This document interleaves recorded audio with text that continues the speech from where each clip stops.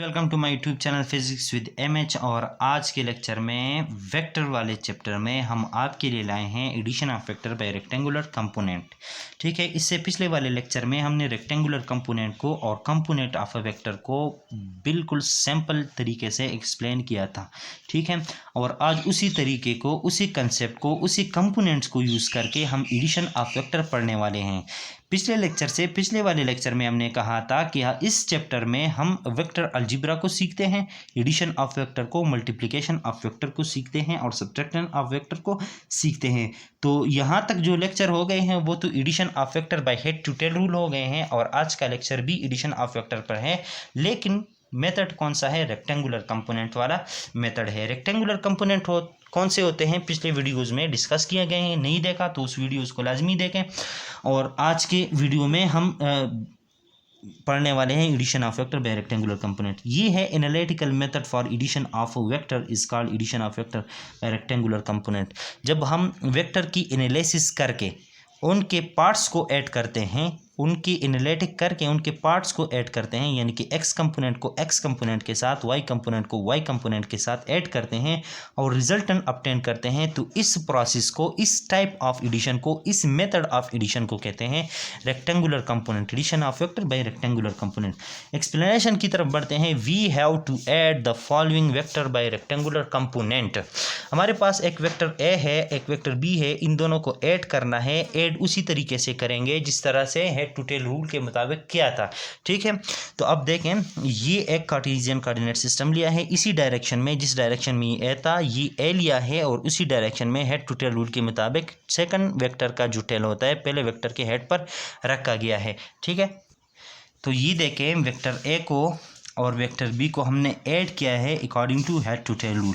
अब हम क्या करने वाले हैं? वेक्टर ए का एक्स कंपोनेंट और वाई कंपोनेंट मालूम करने वाले हैं।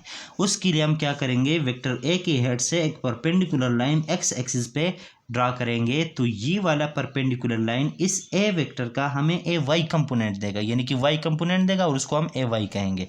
और इस तरह ये परपेंडिकुलर लाइन हम इस एक्स एक्सिस के ऊपर ड्रा कर रहे हैं, तो ये जो एक्स एक्सिस का लेंथ यहाँ पर आ रहा है, ये जो वेक्टर हमें मिल रहा है, ये इस वेक्टर ए का एक्स वेक्टर होगा, यानी कि ए एक्स कंपोनेंट होगा।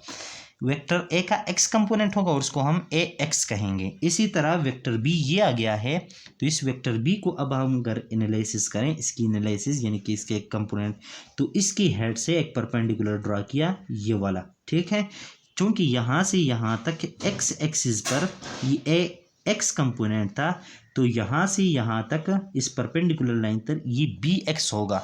ठीक है, और यहाँ से यहाँ तक ये था ए वाई, तो यहाँ से यहाँ तक ये होगा बी वाई। तो अब हम अगर क्या करेंगे, ये जो according to head to tail rule resultant अगर हम मालूम करना चाहें, तो इस रिजल्टेंट का एक्स कंपोनेंट कौन सा होगा, वो इस एक्स कंपोनेंट और इस बी एक्स कंपोनेंट से सम से हमें मिलेगा। ठीक है, और वाई कंपोनेंट कौन सा होगा इस रिजल्टेंट का, वो ए वाई जमा बी वाई से हमें मिलेगा। ठीक है, और फिर इसकी डायरेक्शन कैसे मालूम करते हैं उसको भी देखते हैं। इसका मैग्नीट्यूड कैसे मालूम करते हैं in terms of A x A y B x B y. इस बात को, अगर आप इस बात को इधर नहीं समझे तो आप इस बात को इधर समझिएगा। ये वेक्टर ए था, इसको एनालिसिस किया, इसकी कंपोनेंट मालूम किए, परपेंडिकुलर ड्रा किया, ये वाला जो हमें ये वेक्टर मिलता है, ये इस वेक्टर ए का एक्स कंपोनेंट होता है और ये इसका वाई कंपोनेंट। और इसी तरह इस बी को भी रिजॉल्व किया इसके कंपोनेंट में, तो ये आ गया हमारे पास इसका एक्स कंपोनेंट और ये आ गया वाई कंपोनेंट। अब इसी तरह ये जो वेक्टर जिस तरह इस फ्रेम ऑफ रेफरेंस में है, इस कोऑर्डिनेट सिस्टम में, इसको इसी तरह उठाकर इधर रख दिया। ठीक है, तो जब इधर रख दिया तो हमारे पास कुछ यूं सिचुएशन बन जाएगी। ये वेक्टर बी आ गया और ये इसके साथ आ जाएगा, इसका कंपोनेंट ये आ जाएगा। ठीक है, ये और रिजल्टेंट को ऑब्टेन करने के लिए हेड टू टेल रूल में हमने पढ़ा था कि इस तरह एक वेक्टर ड्रा करेंगे, इसका हेड और फाइनल वेक्टर का हेड एक ही पॉइंट पे लाई करता हूँ, और पहले वेक्टर का टेल और इसका टेल एक ही पॉइंट पे, तो ये हमें रिजल्टेंट मिल गया। ठीक है, तो रिजल्टेंट भी चूंकि एक वेक्टर है और वेक्टर के कंपोनेंट होते हैं, तो इस रिजल्टेंट का एक्स कंपोनेंट कैसे मालूम करेंगे, आर एक्स उसको हम कहेंगे, और इसका वाई कंपोनेंट कैसे मालूम करेंगे, उसको आर वाई कहेंगे। ठीक है, इसको मज़ीद देखते हैं। तो इस फ्रेम ऑफ रेफरेंस में आर एक्स को हमने और आर वाई को अलग रिप्रेजेंट किया है। ये वेक्टर आर है, इसका एक्स कंपोनेंट है, ये वाई कंपोनेंट है। ये जो पॉजिटिव एक्सिस से जो एंगल बना रहा है उसको हम थीटा आर कहते हैं, ठीक है।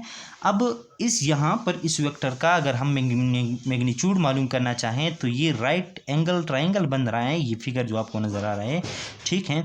और इस पर अगर हम पाइथागोरस थ्योरम अप्लाई करें तो हाइपोटेन्यूज का square is equal to base का स्क्वायर प्लस परपेंडिकुलर का स्क्वायर। स्क्वायर को ख़त्म करने के लिए दोनों अतराफ रूट लेंगे तो हमारे पास मैग्नीट्यूड ऑफ रिजल्टेंट वेक्टर का हमारे पास ये फार्मूला आ जाएगा, under the root R x square plus R y square, यानी कि इस आर का एक्स कंपोनेंट और आर वाई। अब हमें चाहिए इस मैग्नीट्यूड को फाइंड करने के लिए आर का एक्स कंपोनेंट और आर का वाई कंपोनेंट। और यहाँ पर इस वेक्टर का हम डायरेक्शन कैसे मालूम करेंगे इन टर्म्स ऑफ एंगल, तो इस राइट एंगल ट्राइंगल पर थीटा अगर साइन टेन थीटा अगर आप अप्लाई करें तो टेन थीटा होता है परपेंडिकुलर डिवाइड बाई बेस, ठीक है। परपेंडिकुलर कौन सा है, इस थीटा के सामने वाली लाइन यानी कि वेक्टर वो आर वाई है और इसके साथ जो एडजेसेंट है वो है बेस। तो परपेंडिकुलर डिवाइड बाई बेस हमें यहाँ से मिलता है R Y divide by R x, ठीक है। अब देखें, अब अगर आप वो पिछले वेक्टर को इधर लाएं, वेक्टर ए वेक्टर बी, ये उसके कंपोनेंट यहाँ से यहाँ तक ए एक्स, यहाँ से यहाँ तक बी एक्स, और ये ए एक्स जब जमा होता है बी एक्स के साथ, ए एक्स जमा बी एक्स, तो हमें मिलता है इस आर वेक्टर का एक्स कंपोनेंट। कौन सा, एक्स कंपोनेंट। तो ये सारा होगा यहाँ से यहाँ तक ये आर एक्स होगा, और इसी तरह यहाँ से यहाँ तक ए वाई है और यहाँ से यहाँ तक बी वाई है, तो ए वाई जम बी वाई, ए वाई जम बी वाई हमें मिलता है आर वाई से। तो अब इसको मालूम करने के लिए हमें ए एक्स यानी कि वेक्टर आर का मैग्नीट्यूड मालूम करने के लिए in terms of vector A and B, उसको हम इस तरह लिख सकते हैं, चूँकि आर एक्स बराबर है ए एक्स जमा बी एक्स के, और इधर आर एक्स के ऊपर स्क्वायर है तो इसके ऊपर स्क्वायर ले लिया प्लस ये वाला, और यहाँ पर ये वाला स्क्वायर ले लिया। अब डायरेक्शन इसका कैसे मालूम करेंगे, डायरेक्शन यानी कि आर का y component divide by R का एक्स कंपोनेंट। तो टेन इनवर्स यहाँ से जब हम थीटा अप्लाई मालूम करेंगे ना तो टेन इनवर्स लिया जाएगा यहाँ से, और R Y divide by R X आ जाएगा, तो ये टेन इनवर्स। तो टेन थीटा आर यानी कि इस आर का डायरेक्शन मालूम करने के लिए ये थीटा हमें चाहिए होता है, और इस थीटा को मालूम करने के लिए tan inverse of y component of the vector R and x component. लेकिन आर वाई हमें मिलता है ए वाई जम बी वाई से, और आर एक्स हमें मिलता है ए एक्स जम बी एक्स से। तो अब ये हमें पता चला कि जब दो वेक्टर का कंपोनेंट्स हमें पता हो तो उन कंपोनेंट्स को इस फॉर्म में यूज़ करके जो रिजल्टेंट वेक्टर आता है उसको मालूम कर सकते हैं। यहाँ से उसका मैग्नीट्यूड आएगा और यहाँ से उसका डायरेक्शन आएगा, ठीक है। इस पर अब हम कुछ एग्जांपल भी करेंगे, तो ये चीज़ जो यहाँ तक नहीं क्लियर वो उधर भी क्लियर हो जाएगी। सिर्फ आपने लेक्चर को एंड तक देखना है। लेकिन एग्जाम्पल पर जाने से पहले कुछ इंपॉर्टेंट पॉइंट यहाँ पर नोट करेंगे, और उन पॉइंट से आप आशना हैं लेकिन उसको हम रिवाइज करेंगे आपके लिए। The component of a vector in different quadrants और डिटर्मिनेशन ऑफ एंगल। देखें, अगर एक वेक्टर इस क्वाड्रेंट में यानी कि ये पॉजिटिव वाई एक्सिस, ये पॉजिटिव एक्स एक्सिस इस क्वाड्रेंट पे लाई करता है तो उसका वाई कंपोनेंट भी पॉजिटिव होता है, उसका एक्स कंपोनेंट भी पॉजिटिव होता है, और ये जो एंगल मिलता है हमें, ये कितना मिलता है, ये टोटल एंगल 90 होता है। तो ये एंगल 90 माइनस ए, तो ये एंगल हमें मिल जाएगा, ठीक है। ये तो एक बात आ गई। अब अगर एक क्वाड्रेंट से एक वेक्टर सेकंड क्वाड्रेंट में लाई करता है तो हमने पिछले लेक्चर में कहा था कि वेक्टर का हमेशा हम एंगल पॉजिटिव एक्सिस से देखते हैं, ठीक है। तो इस वेक्टर का यहाँ तक जो एंगल बनेगा वो कितना होगा, अगर ये वेक्टर ए है तो इस वेक्टर ए का यहाँ से यहाँ तक एंगल कितना बनेगा, जबकि यहाँ से यहाँ तक का एंगल हमें पता है वो 180 है। कितना है, वो 180 है। तो ये theta A is equal to 180, यानी कि इतने एंगल से इतना एंगल माइनस किया तो ये वेक्टर हमें मिल जाएगा। और यहाँ से यहाँ तक का एंगल अगर है आपके पास थीटा, तो थीटा ए ये एंगल हमें मिलेगा इस 180 एंगल से, इतना एंगल माइनस करने से ये एंगल हमें मिल जाएगा, ठीक है। और दूसरी बात यहाँ पर नोट करने वाली ये है, क्योंकि ये वेक्टर इसका एक्स कंपोनेंट ये है, वाई कंपोनेंट ये है, y along positive y component of the vector, इसको हम ए कह देते हैं कि ये along y axis positive y axis lie करता है, तो इसका ये ए वाई कंपोनेंट पॉजिटिव होगा। क्या होगा, पॉजिटिव। और ये एक्स कंपोनेंट माइनस होगा, माइनस तो एक्स माइनस नेगेटिव होगा, ठीक है। और इसी तरह अगर वेक्टर ए इधर लाई करता है यानी कि थर्ड क्वाड्रेंट में, तो पॉजिटिव एक्सिस से हम एंगल मेजर करने वाले हैं और इसका एक्स कंपोनेंट भी नेगेटिव में और वाई कंपोनेंट भी नेगेटिव में, और यहाँ से यहाँ तक का एंगल कितना होता है, यहाँ से यहाँ तक 180 डिग्री, यहाँ से यहाँ तक 270, तो 270 माइनस इतना, और ये कितना है थीटा, तो ये एंगल हमें कितना मिलेगा 270 माइनस थीटा, ठीक है। और इस तरह फोर्थ क्वाड्रेंट में आप देखें, अगर एक वेक्टर फोर्थ क्वाड्रेंट में यानी कि पॉजिटिव एक्सिस पे और नेगेटिव वाई एक्सिस पे लाई करता है, तो इसका एक्स कंपोनेंट पॉजिटिव होगा और वाई कंपोनेंट नेगेटिव होगा। ये वाला नेगेटिव चूंकि नीचे डाउनवर्ड है ना, और वाई एक्सिस पे जो ओरिजिन से डाउनवर्ड होता है वो नेगेटिव होता है, और ओरिजिन से राइट पे पॉजिटिव एक्सिस, ओरिजिन से लेफ्ट पर नेगेटिव एक्सिस। तो ये एंगल अगर हम मालूम करेंगे तो क्या करेंगे, यहाँ से यहाँ तक 180, यहाँ से 270 यहाँ से 360, अब 360 से माइनस इतना एंगल माइनस करेंगे तो ये एंगल हमें क्या हो जाएगा, मिल जाएगा। तो ये कुछ इन्फॉर्मेशंस थे, ये न्यूमेरिकल को सॉल्व करने में हमें मदद देगा। अब बढ़ते हैं, कुछ न्यूमेरिकल को सॉल्व करते हैं और इस एडिशन ऑफ वेक्टर्स को वाइंड अप करते हैं बाय रेक्टेंगुलर कंपोनेंट को, ठीक है। देखें, अगर इस लेक्चर के आपको पीडीएफ नोट चाहिए तो आप इस वीडियो के डिस्क्रिप्शन में जाकर वहां पर एक लिंक होगा, उस पर क्लिक करें, और इसी डिस्क्रिप्शन में पिछले वीडियोस का भी लिंक पड़ा हुआ होगा, उस पर क्लिक करें तो पिछले लेक्चर का भी लिंक मिल जाएगा, और इस नोट का पीडीएफ फॉर्म हासिल करने में भी इसका लिंक मिल जाएगा, ठीक है। तो अपनी टॉपिक की तरफ बढ़ते हैं और एक एग्जांपल को सॉल्व करते हैं। Two forces F1 15 Newton with angle theta 170 with positive x axis and F2 25 Newton with angle 220 degree with positive axis act on A point, find the resultant and the direction of the resultant, ठीक है। तो अभी हमने पढ़ा कि resultant को मालूम करने के लिए कंपोनेंट की फॉर्म में हमें उसका आर एक्स कंपोनेंट चाहिए और आर वाई कंपोनेंट चाहिए, ठीक है। तो तभी हमें उसका स्क्वायर लेकर, उसका रूट लेकर हमें मैग्नीट्यूड ऑफ रिजल्टेंट मिल जाएगा, ये हमने पढ़ लिया, ठीक है। लेकिन अगर आप इधर देखें, ये अगर आपके पास एक वेक्टर हो ए, ठीक है, वेक्टर ए हो, ये वेक्टर इसका एक्स कंपोनेंट रिप्रेजेंट करता है और ये इसका वाई कंपोनेंट रिप्रेजेंट करता है, और ये अगर हमारे पास ट्रायंगल बना हुआ है, राइट एंगल ट्रायंगल, और इस पर हम साइन थीटा को अप्लाई करते हैं, तो sine theta is equal to हमारे पास आ जाता है, साइन थीटा होता है परपेंडिकुलर डिवाइड बाई हाइपोटेन्यूज, तो ए वाई डिवाइड बाई ए। अब ए को मैं इस तरह लिख सकता हूँ, ए वाई को, कि ए साइन ऑफ थीटा, यानी कि एक वेक्टर का वाई कंपोनेंट हमें किस तरह पता चलेगा, उस वेक्टर का magnitude multiply by sine of theta, और ये थीटा जितना पॉजिटिव एक्सिस के साथ बन रहे हैं। और इसी तरह एक वेक्टर का मैं एक्स कंपोनेंट इस तरह लिख सकता हूँ, ए टाइम यानी कि magnitude of A cause of theta. ये पिछले वीडियोज़ में हमने डिटेल से डिस्कस किए हैं, नहीं देखा तो उसको देखिएगा। अब हमें रिजल्टेंट को मालूम करने के लिए आर एक्स चाहिए, आर वाई चाहिए। आर एक्स हमें मिलता है एफ ऑफ 1x, यहाँ पर जो वेक्टर्स गिवन है वो F1 और F2 की शक्ल में है, A और B की शक्ल में नहीं है। तो F1x यानी कि F वेक्टर A का x कंपोनेंट, वेक्टर B का x कंपोनेंट, दोनों को जमा करके इस R का हमें x कंपोनेंट मिल जाएगा, और इसी तरह इन दोनों का y कंपोनेंट्स जमा करके हमें y कंपोनेंट मिल जाएगा। लेकिन किसी वेक्टर F1 का x कंपोनेंट हम किस तरह मालूम कर सकते हैं, उस वेक्टर का magnitude multiply by cos of theta, जो थीटा वो पॉजिटिव एक्सिस से वो बना रहा है, तो एफ ऑफ 1 एक्स कंपोनेंट हम मालूम कर सकते हैं, यानी कि F1 का एक्स कंपोनेंट उस वेक्टर का magnitude multiply by cos of the angle वो बना रहा है पॉजिटिव एक्सिस के साथ, तो वो है F1 है, तो F1 थीटा 1 होगा, वो 70 डिग्री होगा। और इसी तरह F2 का तो magnitude of F2 cos theta होगा, और थीटा हमारे पास कितना है 220 डिग्री, और F1y इतना और F2y इतना, ठीक है। तो मैं समझ रहा हूँ कि आप इस चीज़ को समझ रहे हैं, ठीक है। अब आगे देखें, F1x यानी कि मैग्नीट्यूड ऑफ F1, और F1 कितना है वो है 15 multiply by cause of the angle, और कॉज ऑफ द एंगल क्या है 70 डिग्री एंगल है, तो 15, तो यहाँ से इसको कॉस 70 से मल्टीप्लाई करें, आपको F1x के मैग्नीट्यूड मिलने वाला है 5.13 न्यूटन। और इसी तरह F2 magnitude of F2 theta 2, magnitude of F2 कितना है 25 है और थीटा 2 कितना है 220 है। तो यहाँ पर पुट किया F2x आपको मिल गया -19.15। अब आपको यहाँ से अंदाज़ा लग गया कि वेक्टर 2 का जो x कंपोनेंट है वो क्वाड्रेंट कौन सी में लाई करता है, x जब तो क्वाड्रेंट 2 में लाई करता है, क्योंकि इसका x component negative along negative axis lie करता है। ठीक है, इस बात पर बाद में आते हैं।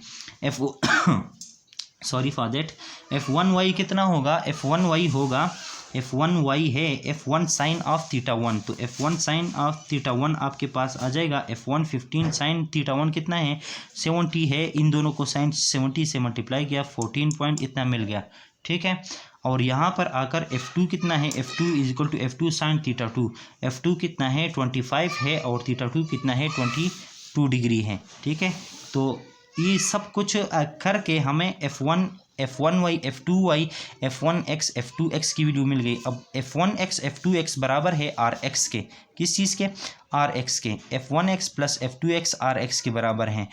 F1x और F2x को Rx के लिए मालूम किया, Rx को क्यों मालूम कर रहे हैं, R को मालूम करने के लिए। ठीक है, तो जब F1x F2x को जमा किया, ठीक है, तो हमारे पास आंसर आ गया -14.02 न्यूटन। और F1y जब F2y को जब मालूम किया, दोनों को जमा किया तो -1.98 न्यूटन, या RY आ गया।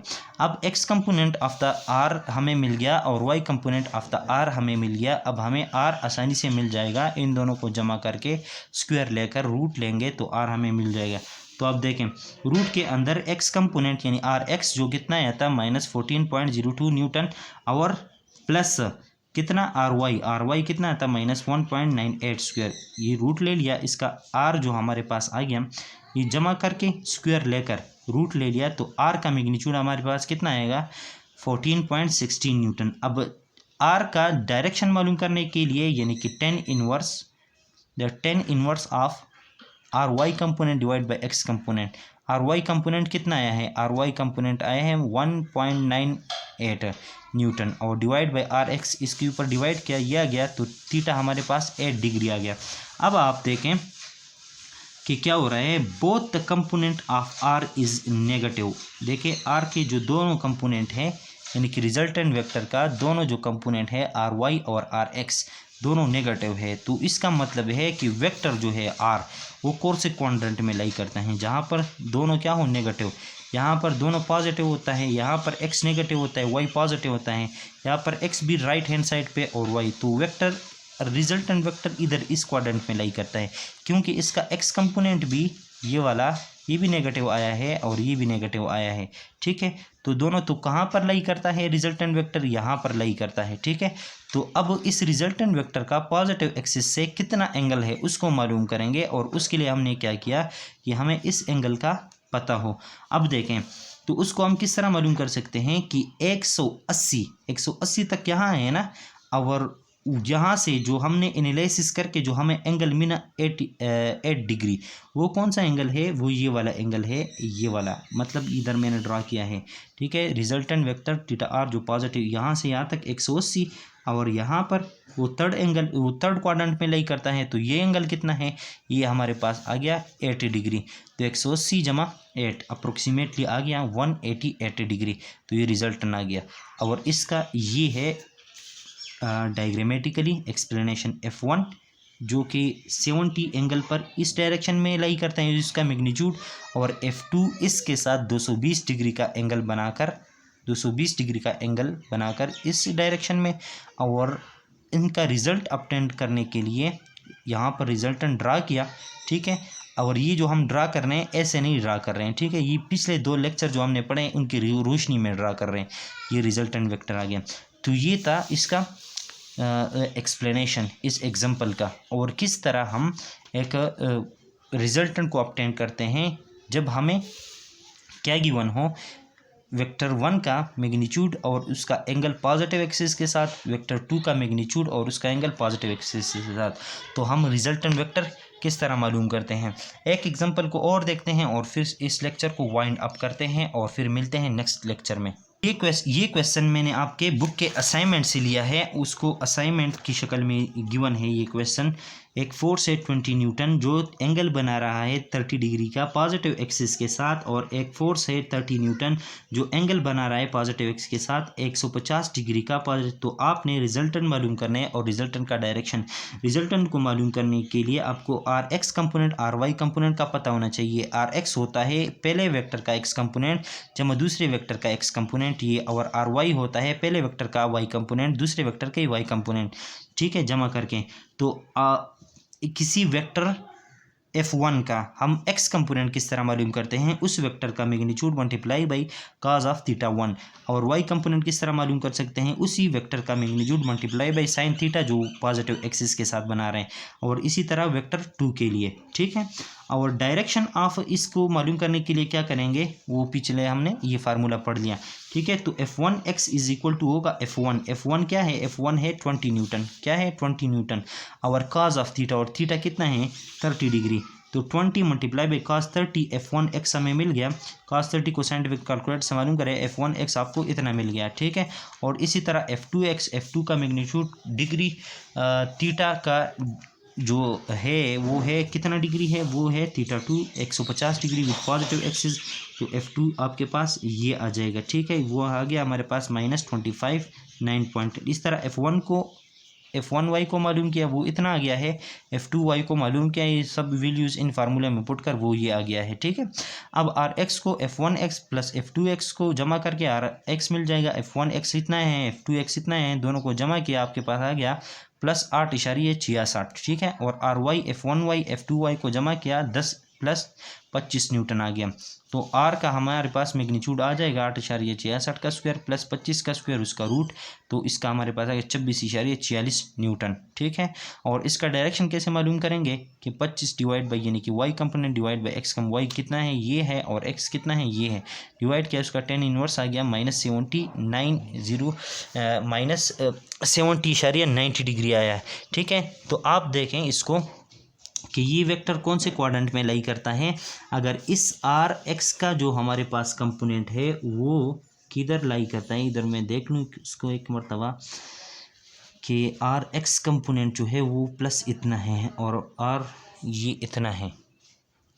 सॉरी, यहाँ पर एक मिस्टेक हो गया था, यहाँ पर मैंने प्लस लिखा था और ये माइनस है, ठीक है। तो आर एक्स कंपोनेंट जो है वो माइनस में लाई करता है और आर वाई कंपोनेंट जो वो प्लस में लाई करते हैं। तो कौन से क्वाड्रेंट में होगा, ये सेकंड क्वाड्रेंट में, क्योंकि यहाँ पर एक्स नेगेटिव होता है वाई पॉजिटिव होता है, ठीक है।